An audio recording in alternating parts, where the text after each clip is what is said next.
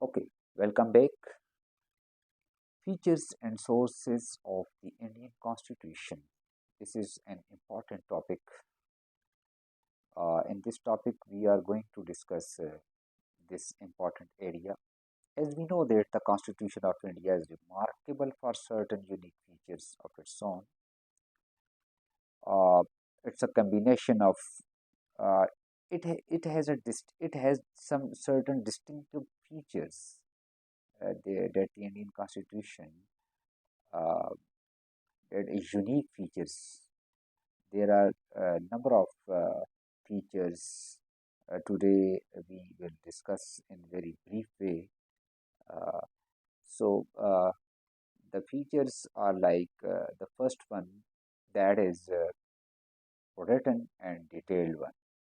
Written, lengthy and detailed one. So like the Constitution of America, Canada, France, India has a written constitution, and but it is voluminous constitution in the world.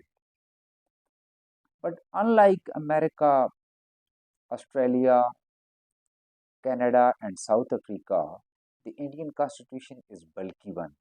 The constitution of those countries are very brief, whereas the Indian constitution is a lengthy one, and the bulk of the constitution continues and still increasing. So it is a detailed one. Understand? The second point is both rigid and flexible. The Indian Constitution is a combination of, we can say it is a semi-rigid and semi-flexible. It is not easy to make certain amendments in the Constitution, and not rigid like the American Constitution, that it seems difficult and cumbersome to make amendments in the Constitution on the other day. So, like England, it has in the England constitution, which has no written constitution, uh, and there is no difference between a constitutional law and ordinary law. The constitutional law can be amended exactly in the same manner in which ordinary legislation is passed as amended. And in America, however, the method of constitutional amendment is highly rigid. So it's a Pandit Jawaharlal Nehru, while justifying one partially flexible nature of the Indian Constitution, said that our Constitution is to be as solid and permanent as we can make it, yet there is no permanence in a Constitution. So there should be a certain amount of flexibility.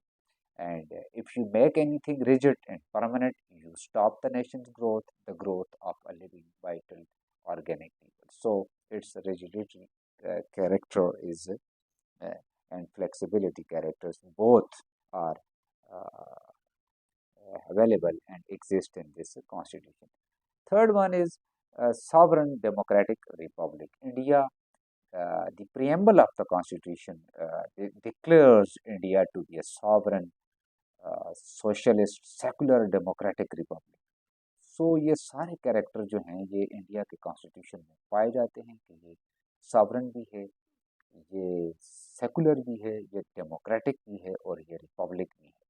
यानी ये सारी चीज़ें clear हैं. Republic का मतलब ये होगा कि इसका जो हेड ऑफ गवर्नमेंट है, अ, जो है यानी the republic, the word republic is used to denote that the state is headed not by the permanent head like the Queen of Britain, but by a president indirectly elected by the people. So, Republican means here and generally. So, U.S. Indian Constitution is it has these four characters. Next one is partially federal and partially unitary. India का जो आइन है वो अ, यानी उसमें हमें यह नज़र आता है कि तमाम सब्जेक्ट्स को एडमिनिस्ट्रेशंस के वो डिवाइड किया गया है तीन लिस्टों में: यूनियन लिस्ट, स्टेट लिस्ट और कंकरेंट लिस्ट. यूनियन लिस्ट में इंडियन पार्लियामेंट की एक्सक्लूसिव जुरिस्डिक्शन के हवाले से चीज़ें हैं. स्टेट लिस्ट जो है वो स्टेट लेजिस्लेचर्स के हवाले से होती है, और कंकरेंट यानी मुश्तरका अमूर की जो लिस्ट है जिसमें दोनों both the parliament and the state legislatures जो हैं वो they can make laws concurrently. ठीक है। और रेजिडरी पावर्स जो हैं इंडियन कॉन्स्टिट्यूशन में वो सेंटर के पास हैं। ठीक है।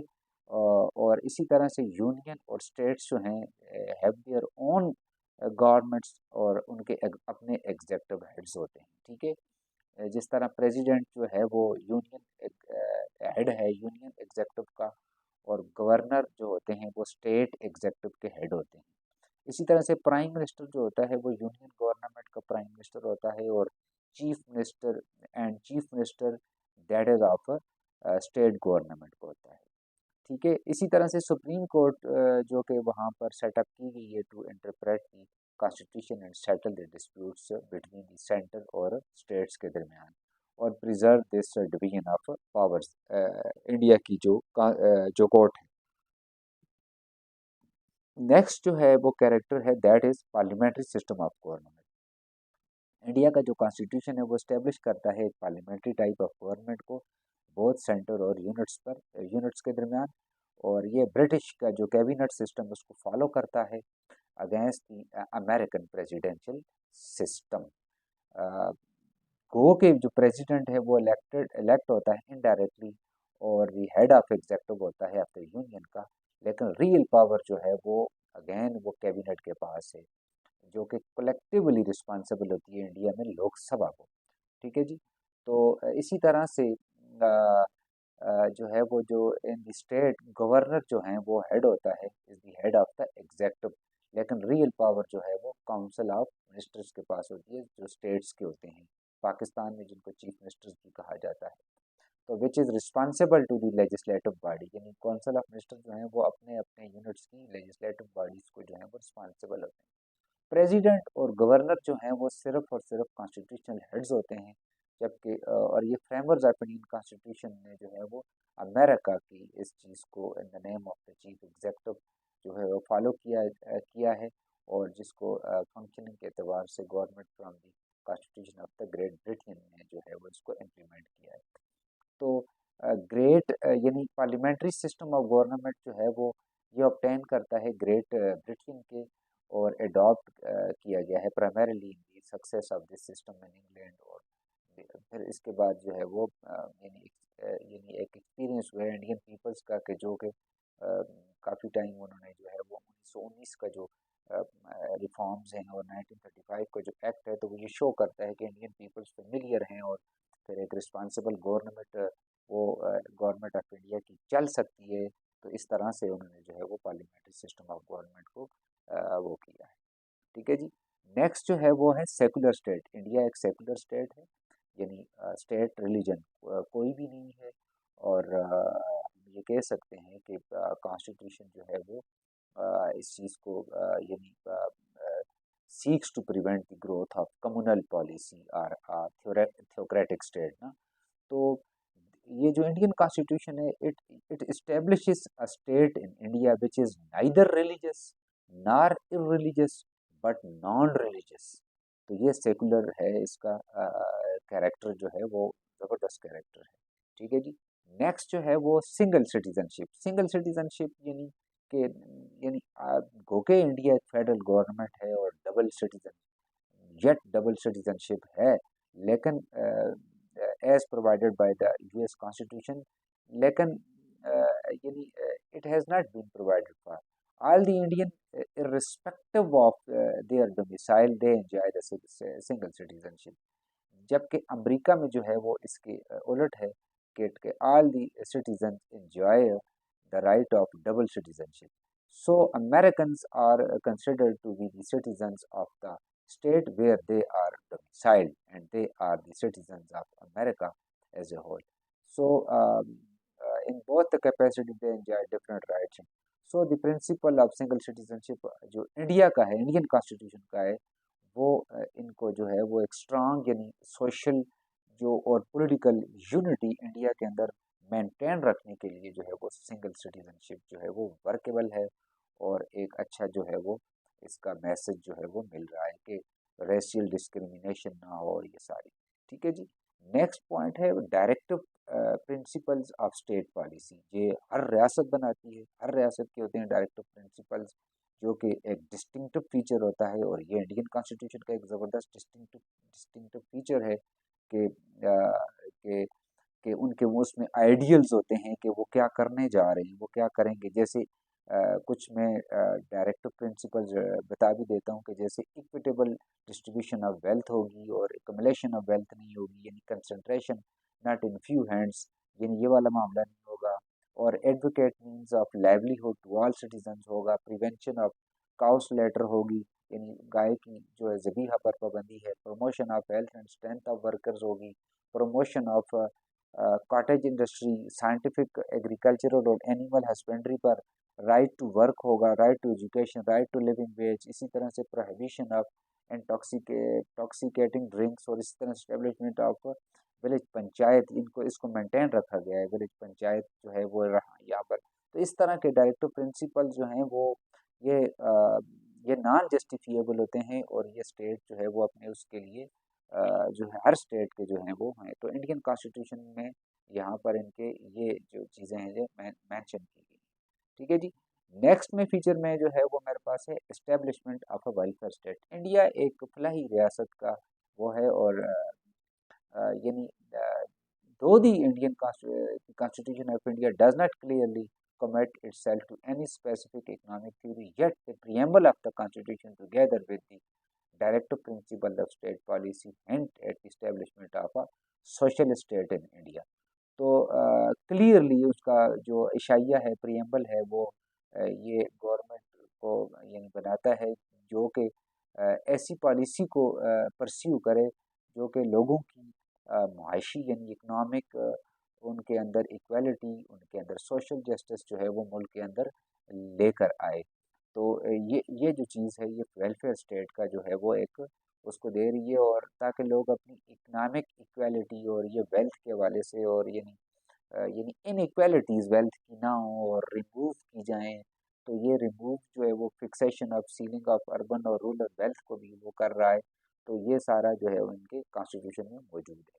नेक्स्ट पॉइंट है G adoption of unqualified adult franchise and abolition of communal representation. ये एक ज़बरदस्त कैरेक्टर है कि जो कॉन्स्टिट्यूशन है वो एक यूनिवर्सल एडल्ट सफरेज का जो है वो उस पर पाबंद है, करबंद है, विदाउट एनी क्वालिफिकेशन ऑफ यानी कि जो प्रॉपर्टी टैक्सेशन या एजुकेशन आर द लाइक।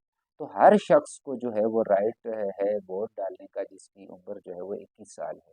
ठीक है जी। तो India has achieved one stretch in England को कि वहाँ पर जो है वो यानी लिटरेसी रेट कुछ इस तरह से नहीं है, लेकिन फिर भी जो है वो एक एडल्ट फ्रेंचाइज की वजह से जो है वो वेरियस इलेक्शन जो हैं वो वहाँ पर हुए हैं, और इस तरह से उन्होंने पॉलिटिकल अटेनमेंट जो है वो अपने मैसेज के लिए जो है वो इलिटरेट होने के बावजूद जो है वो ये चीज़ जो है वो अचीव की है। ठीक है, ये ज़बरदस्त कैरेक्टर है।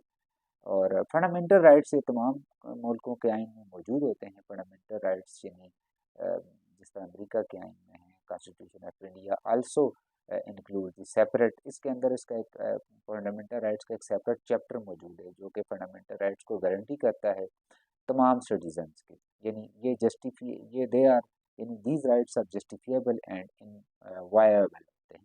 ये बाइंडिंग होते हैं लेजिस्लेचर्स के हवाले से, और यानी हर यानी right to work, right to job, right to make on business etcetera etcetera. तो ये सारी चीज़ें मौजूद होती हैं। नेक्स्ट कैरेक्टर है, फीचर है, that is an instrument of social change. ज़बरदस्त इसका फीचर है कि इंडिया का जो कॉन्स्टिट्यूशन है वो तमाम उस तरह के लॉज को एबॉलिश करता है जो कि सिस्टम के लिए यानी अनटचेबिलिटी का जो है वो जो एलिमेंट है उसको ख़त्म किया है उन्होंने, और जो कि इंडिया के यानी जो सोशल आर्डर की जो रूट्स हैं उसको ये ख़त्म ना कर ले।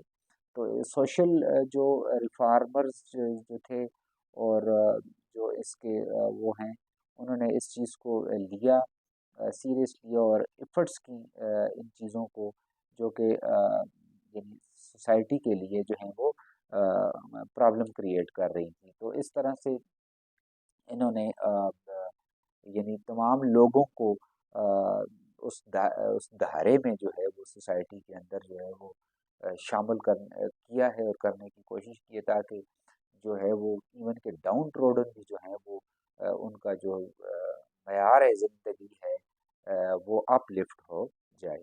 ठीक है जी। नेक्स्ट हमारा पॉइंट है ऑफिशियल लैंग्वेज।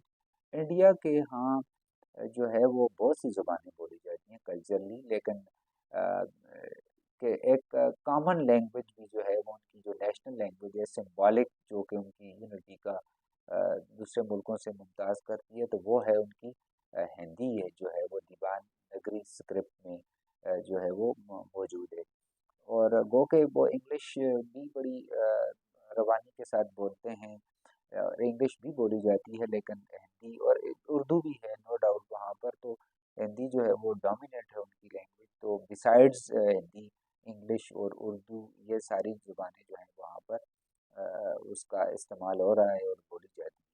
ठीक है। तो ईच हर रियासत की जो है वो एनी वन ऑफ मोर यानी करती हैं, लेकिन कुछ ऑफिशियल पर्पसेस के लिए उर्दू भी जो है वो उसमें जो है वो रिकग्नाइज्ड लैंग्वेज के तौर पर जो है वो समझी जाती है। ठीक है जी। नेक्स्ट है टेरिटोरियल, यानी टेरिटोरियल इंटीग्रेशन ऑफ इंडिया। ये एक ज़बरदस्त कैरेक्टर है कि यानी कि ये फीचर है इंडियन कॉन्स्टिट्यूशन का कि डेट द इंटीग्रेशन, यानी वो 562 जो शाही रियासतें थी, प्रिंसली स्टेट्स थी, उनको रेस्ट ऑफ इंडिया के साथ शामिल होना पड़ा और किया गया, और कुछ नेटिव स्टेट्स जो थी वो मर्ज्ड हो गई एडजॉइनिंग प्रोविंसेस के साथ, और कुछ ऐसी जो थी जो कि सेंट्रल एडमिनिस्ट्रेशन के साथ जो है वो उनका हिलाक हुआ, जो पार्ट सी में है, और कुछ और जो बड़ी थी उनको जो है वो ग्रुप स्टेट बी के पार्ट में जो है वो ग्रुप कर दिया गया। तो यानी इंडिया के जो कॉन्स्टिट्यूशन के जो फादर्स थे, वो उन्होंने उनकी एक इस मसले को उन्होंने रिमार्केबली सॉल्व किया, जो कि एक फ्रेमर्स के लिए एक बैफल था, जो कि इंडियन 1955 के एक्ट के हवाले से, और अल्टीमेटली ये फेलियर यानी उसकी फेडरल स्कीम की नज़र आती है। तो एंटायर जो सब कॉन्टिनेंट है ऑफ इंडिया, जो कि इंटीग्रेटेड है और कंसोलिडेटेड इनटू ए कॉम्पैक्ट, यानी मतलब फर्स्ट हिस्ट्री ऑफ इंडिया का, तो ये कैरेक्टर जो है इसमें ये थोड़ा सा यानी डिबेटेबल भी है और कॉम्प्लिकेटेड भी है। सो शॉर्टेज ऑफ टाइम इसे मैं यहाँ डिटेल नहीं करूँगा। ठीक है जी। नेक्स्ट है जी कंप्रोमाइज बिटवीन जुडिशियल सुपरमेसी और पार्लियामेंट्री सॉवरेनिटी। तो इंडिया का जो कॉन्स्टिट्यूशन है वो एक refined blending of judicial supremacy है वहाँ पर, और पार्लियामेंट्री सॉवरेनिटी, ये एक बड़ी एक ब्लेंड है, यानी ये दोनों का इम्तिजाज है कि जुडिशियल सुपरमेसी भी है और पार्लियामेंट्री सॉवरेनिटी भी है।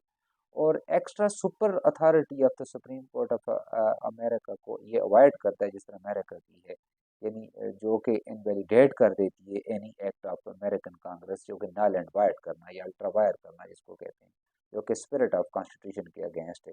और इसी तरह से ये जो जुडिशियल रिव्यू की पावर है इस सुप्रीम कोर्ट ऑफ अमेरिका को, जिसने जो है वो बड़ा वो किया, और सुपर यानी जो है वो लेजिस्लेचर का जो है वो दर्जा दिया है। तो इन द वर्ड्स ऑफ यानी chief justice Hughes, the constitution of America is what the supreme court says this. तो ब्रिटिश कॉन्स्टिट्यूशन अगर उस दूसरी तरफ देखा जाए तो एम्बॉडीज करता है प्रिंसिपल्स ऑफ पार्लियामेंट्री सॉवरेनिटी को, यानी पार्लिमानी उसकी वो होनी चाहिए। और बरतानिया का आइन पास करता है, अमेंड करता है या रिपील कर देता है एनी टाइप ऑफ लेजिस्लेचर को, जो कि गुड हो या बैड हो, अ, या नेचुरल हो या अननेचुरल हो। और कोर्ट्स ऑफ जो इंग्लैंड है डिक्लेयर नहीं करती नल एंड वाइड किसी भी एक्ट ऑफ पार्लियामेंट को ऑन एनी अदर ग्राउंड व्हाटसएवर। और इंडिया का जो कॉन्स्टिट्यूशन है स्ट्राइक्स ऑफ गोल्डन, यानी कि मीन है वाइड इन जुडिशियल सुपरमेसी को भी वाइड करता है अमेरिकन टाइप की और parliamentary sovereignty of British type. तो constitution provides that the supreme court of India जो है can declare an act of parliament और state legislature null and void only if it contravenes a specific provision of the constitution or fundamental rights of the people etc. और जो India की जो supreme court है, it does not have any power of judicial review. ठीक है जी। And can not stand in the judgement over the sovereign will of the parliament. ये भी एक मजे की बात है, representing the will of the entire community, जो कि पीपल्स की विल होती है। तो parliament is absolutely supreme in this affair of the legislation में, तो वो सुप्रीम है विद इन दी, यानी जो कि कॉन्स्टिट्यूशन है, जो यानी कॉन्स्टिट्यूशन की हदों के अंदर रहते हुए। So this is how a compromise between the British and American system has been beautifully यानी affected in the Indian constitution. यानी हमें दोनों चीज़ें जो है यहाँ पर नज़र आ रही हैं। ये थोड़ा सा लेंथी होगी ये बात। और नेक्स्ट जो है वो यानी जैसे हम कहेंगे लास्ट पॉइंट है इंडिपेंडेंस ऑफ जुडिशरी। यानी इंडिया का जो कॉन्स्टिट्यूशन है वो जुडिशरी को, अदलिया की आज़ादी जिसे कहते हैं, absolutely free from the influence of the adjective और लेजिस्लेचर। यानी एग्जेक्टिव और लेजिस्लेचर का कोई वो नहीं है और बिल्कुल फ्री है। और सुप्रीम कोर्ट ऑफ इंडिया जो है वो declared null and void executive orders को नल एंड वाइड करती है, और ऑर्डिनेंसेस को भी करती है, जो कि एग्जेक्टिव उसको पास करता है। और जब वो चाहती है जो कि अगर इनकंसिस्टेंट हो हिंदुस्तान के जो आइन है उसकी किसी भी स्पेसिफिक प्रोविजन के साथ, ठीक है जी। इसी तरह से annulment of ordinances with respect to privy purses और bank nationalization are some of the cases where the Supreme Court exhibited its complete independence and naturality.